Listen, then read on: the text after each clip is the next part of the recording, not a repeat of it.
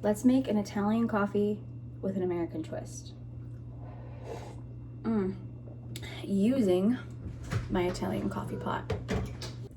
We're gonna start with our bottom, and this is the pressure valve. Do not fill water over the pressure valve. I don't even know why, actually. I probably should look that up. But you're not supposed to fill water over that. I think because it causes grounds in your coffee. Then our little filter thingy that goes in there, and you fill this with your coffee. I have a medium roast. It's so good.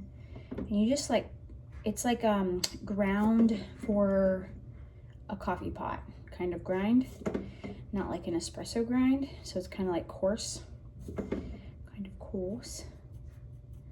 And you just fill this up until she's full. You're not supposed to tamp it down. I was tamping it down at first, and that was not what you're supposed to do. I think this is good. Okay, take the top.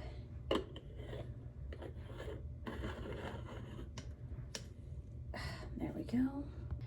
So on the stove on medium-high heat, and you leave this open. I did not know that when I first started this either, so that's interesting. You are supposed to leave it open, and when it starts to come through, then you shut it, turn the heat down a little bit, and then let it finish, and when it starts gurgling, you take it off and pour it immediately. Okay, now she's coming through. We're gonna shut it and reduce the heat just a smidge right there, and then I'm gonna listen for it to gurgle, and then we turn it off.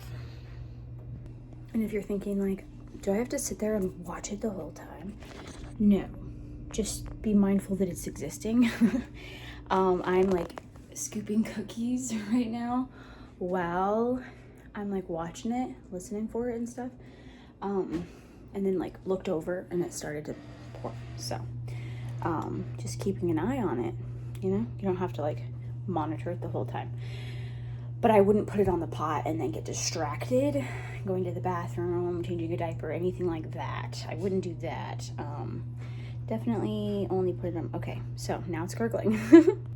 You can see there's nothing else coming through. So turn that off before it just like boils the coffee. See that? The little bubble. She's done. Pull her off. Get my mug.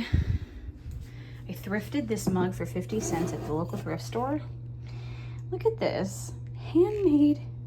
Little heart on the bottom. Isn't that so cute?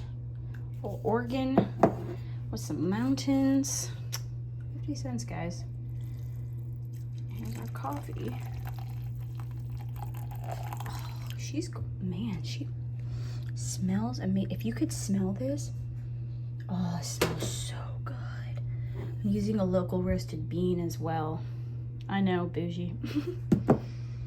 So here's where the American twist comes in, all right?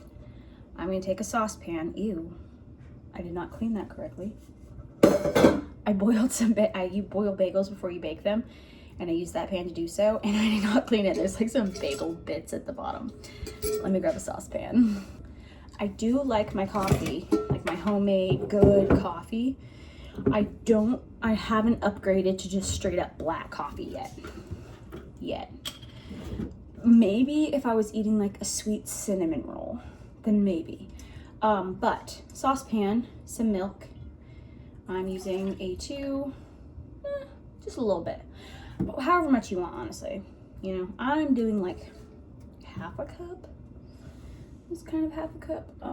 I actually don't want a ton right now. I do want more of the coffee right now. So, a little bit of that. And I'm only doing 1 scoop of brown sugar. Again, you can do whatever you want at this stage. This is your creative stage. You can put cinnamon in there. You can put nutmeg in there. I'm putting a little vanilla extract in mine. Just a splash. I'm gonna heat this up a smidge because I don't want to pour cold milk into my hot coffee and cool down my hot coffee to a lukewarm. Not a fan of lukewarm coffee that was previously hot.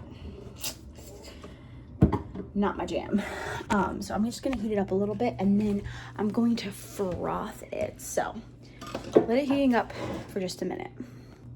So now my milk, she's hot enough. I like to froth it because I just do, if it works. My toddler found this and he dropped it on the floor, so it's not working the greatest these days. I just kind of like it a little bit foamy, just for funsies.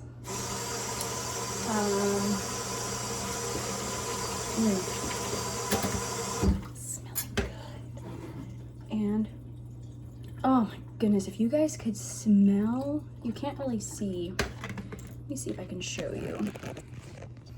Okay, well, first off, here's the frothed milk. Here's my coffee. See if you can see the color of this. Like, if you know coffee, one of these days I'm gonna get myself an espresso machine. Until that day happens, these Italian coffees is where it's at. I tell you, so good. I have so many dishes. I've been baking a lot today. But like, it kind of looks like I did have an espresso machine or something, you know, like a family a little bit. Taste test. I did not stir this. I'm getting sweet milk.